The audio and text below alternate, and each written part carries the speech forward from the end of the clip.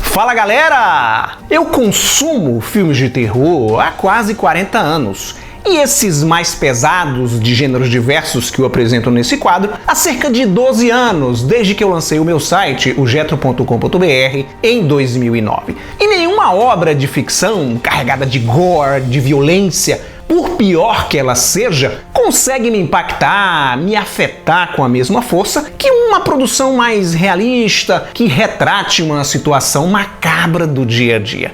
Justamente o caso de Sete Prisioneiros, longa-metragem nacional, que expõe uma prática hedionda e, pelo visto, corriqueira em nosso país em pleno século XXI. O trabalho análogo à escravidão. Prepare-se para provocar danos irreversíveis em sua alma, porque começa agora os filmes mais perturbadores do planeta. Roda a vinheta!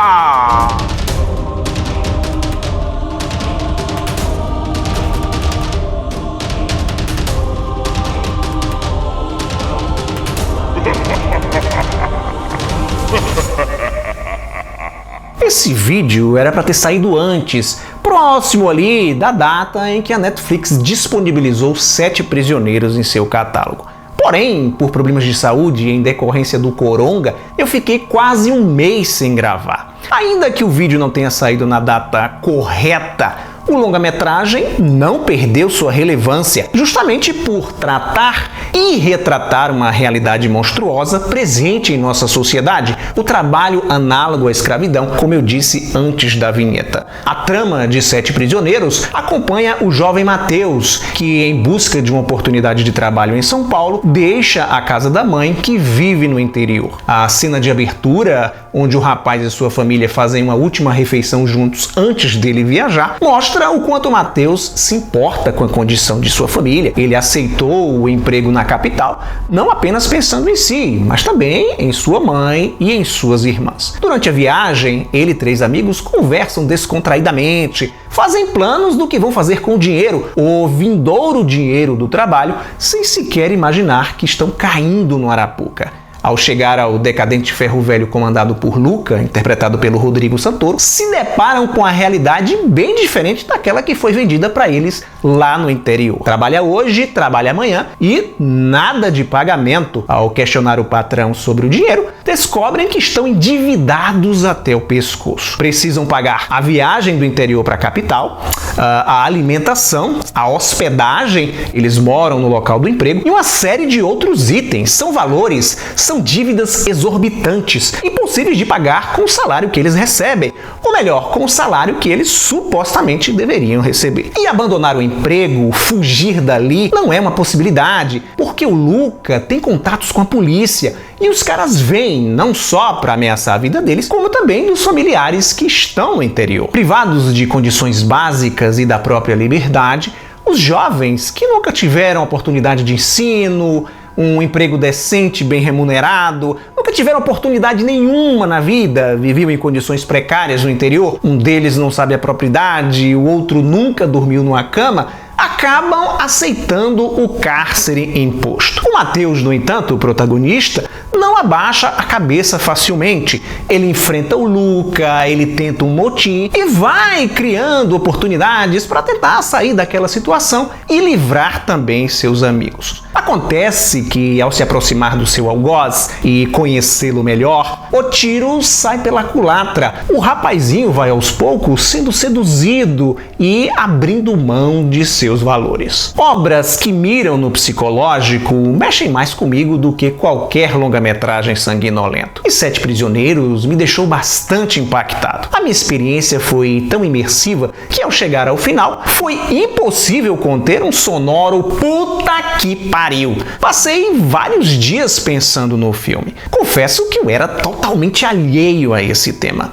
Aliás, totalmente é exagero. Eu vi casos semelhantes aqui no Nordeste de trabalhadores rurais enganados por proprietários de terra, mas eu achava que eram ocorrências isoladas. Porque quando essas notícias são divulgadas pela mídia, essas pessoas já foram libertadas, o Ministério Público do Trabalho foi acionado e os responsáveis presos. Ver esse tipo de coisa acontecer numa grande metrópole como São Paulo, com muitas pessoas envolvidas, o que banca o tráfico humano, o que faz os escambos, o que engana as vítimas, o que aprisiona, ver essa hierarquia do mal funcionando, digamos assim, foi chocante. Ah, Getro, mas o roteiro não é ficção? Sim, o roteiro escrito por Tainá Manteço e Alexandre Morato, que dirige o filme, em momento algum se assume como baseado em fatos.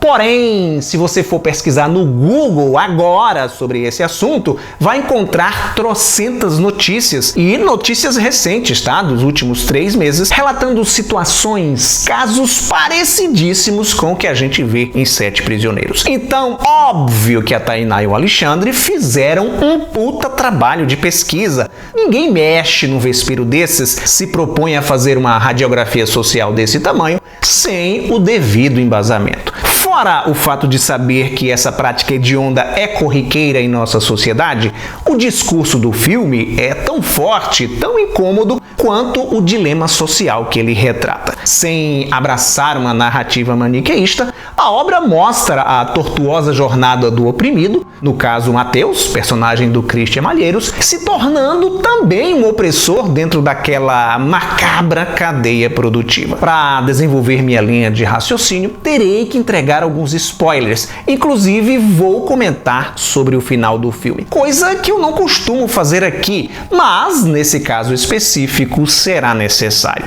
Se você ainda não assistiu a 7 Prisioneiros e pretende ver, talvez seja melhor se poupar desses detalhes que eu vou mencionar. Para pular o trecho spoilerento, basta acelerar o vídeo até essa marcação de tempo aqui. O Mateus começa a ganhar confiança do Luca a partir do momento em que rola uma fiscalização da prefeitura no Ferro Velho. O jovem se mostra todo solícito com os fiscais, fala bem do trabalho, fala bem do patrão. A relação dos dois começa a mudar a partir daí. O Luca vê potencial no rapaz e passa a levá-lo para fazer serviços outros, cobrar dívidas, conhecer outros membros da organização e até mesmo comprar mais mão de obra escrava para a sucata. Mais 3 homens, um deles inclusive um imigrante boliviano. São cenas fortes onde a vida humana é tratada com total descaso. Mercadoria mesmo. A intenção do Mateus nessa relação com o Luca é encontrar alguma brecha onde ele consiga se libertar e libertar também seus companheiros. Porém, ele é minado psicologicamente pelo cara. O Luca está sempre repetindo para o garoto que não adianta sonhar com estudos, com uma faculdade, com um trabalho decente, que aquilo não é para ele. Tipo ponha-se no seu lugar, sabe? E à medida que eles vão ficando cada vez mais próximos, o Mateus descobre que o Luca um dia esteve na posição dele. Também foi um prisioneiro. Tem uma cena do cacete quando eles estão passeando de carro e o Luca aponta para um poste cheio de fios e diz o seguinte: olha lá, ó, o cobre veio do Ferro Velho, o seu trabalho contribuindo com a cidade. O sujeito esteve tanto tempo envolvido com aquela pirâmide podre que a sua visão de progresso, de lei trabalhista, de moral é completamente distorcida. A convivência com o Luca vai infectando o Mateus. Não só porque ele percebe, descobre que lutar contra aquele sistema vai ser complicado, os caras possuem braços, contatos em tudo quanto é lugar, como também que fazer parte daquela organização é algo vantajoso, é confortável, é lucrativo. Logo no início, quando a turma se rebela, os celulares são confiscados. Depois que o Mateus ganha a confiança do Luca, ele recebe seu celular de volta e, ao ligar para sua mãe, descobre que seu patrão tem enviado bastante dinheiro para ela. Um jogo pesado de sedução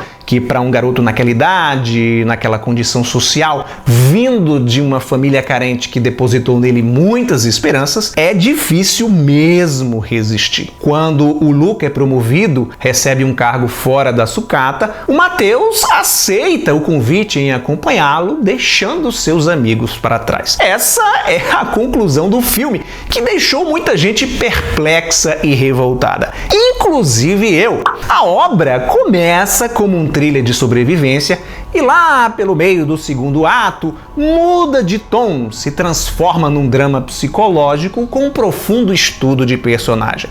E mesmo percebendo essa mudança, essa alteração, eu, na minha inocência, continuei alimentando a possibilidade de que o Matheus fosse libertar seus amigos no final. Doce ilusão. Com seu visual de homem sujo, cabelos desgrenhados, barba volumosa sempre por fazer e roupas surradas, Rodrigo Santoro mata pau no papel do Luca, um verdadeiro senhor de escravos contemporâneo, que sabe a hora de usar a violência física, como também o momento correto de utilizar a violência psicológica. O maior destaque de Sete Prisioneiros, no entanto, é o Christian Malheiros. Esse é o seu terceiro longa-metragem, o segundo sob a direção do Alexandre Morato. Eles fizeram juntos Sócrates em 2018. O Christian engole Santoro em várias cenas. São performances intensas dos dois lados que contribuem e muito para o ótimo resultado do filme. Se eu tivesse que reclamar de alguma coisa de Sete Prisioneiros, seria da sua duração. São apenas 93 minutos. Eu não me importaria de sofrer um pouco mais acompanhando a trajetória desses personagens brutalizados pela vida. É eles ou nós? Olha, sinceramente eu não entendo como algumas pessoas menosprezam o cinema nacional. De repente esse ou aquele gênero não faz seu estilo, ou a temática do filme vai de encontro aos seus pensamentos sociopolíticos.